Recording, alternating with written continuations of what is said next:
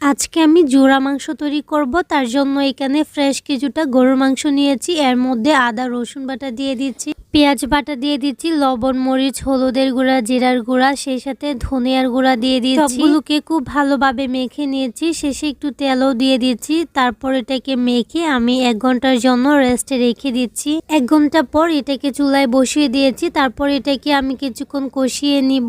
নেওয়ার পর পানি দিয়ে খুব ভালোভাবে সিদ্ধ করে নিচ্ছি। আসছে ঈদে রান্না করা কোরবানির মাংস দিয়ে ঝটপট আপনারা এই জোড়া মাংসটা তৈরি করে নিতে পারেন। খেতে কিন্তু দারুণ হয়। মাংসটা সিদ্ধ হওয়ার পর আঁশগুলোকে এভাবে ছাড়িয়ে নিয়েছি। যেহেতু জোড়া মাংস তৈরি করব, পেঁয়াজ দিয়ে দিচ্ছি, গরম মশলা আস্ত দিয়ে দিচ্ছি। এখানে কিছুটা মরিচের গুঁড়া হলুদের গুঁড়া দিয়ে একটু লবণ দিয়ে খুব ভালোভাবে এটাকে জাল করে নিচ্ছি। অল্প একটু পানি দিয়ে আবারও এটাকে কিছুক্ষণ রান্না করে নিচ্ছি। ব্যাস তৈরি হয়ে গেল জোড়া মাংস। গরম ভাতের সাথে খেতে কিন্তু দারুণ লাগে।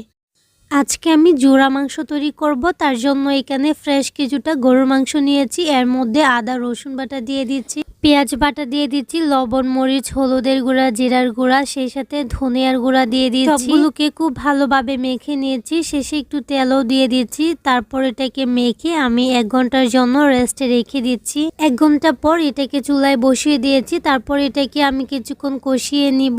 নেওয়ার পর পানি দিয়ে খুব ভালোভাবে সিদ্ধ করে নিচ্ছি। আসছে ঈদে রান্না করা কোরবানির মাংস দিয়ে ঝটপট আপনারা এই জোড়া মাংসটা তৈরি করে নিতে পারেন। খেতে কিন্তু দারুণ হয়। মাংসটা সিদ্ধ হওয়ার পর আঁশগুলোকে এভাবে ছাড়িয়ে নিয়েছি। যেহেতু জোড়া মাংস তৈরি করব, পেঁয়াজ দিয়ে দিচ্ছি, গরম মশলা আস্ত দিয়ে দিচ্ছি। এখানে কিছুটা মরিচের গুঁড়া হলুদের গুঁড়া দিয়ে একটু লবণ দিয়ে খুব ভালোভাবে এটাকে জাল করে নিচ্ছি। অল্প একটু পানি দিয়ে আবারও এটাকে কিছুক্ষণ রান্না করে নিচ্ছি। ব্যাস তৈরি হয়ে গেল জোড়া মাংস। গরম ভাতের সাথে খেতে কিন্তু দারুণ লাগে।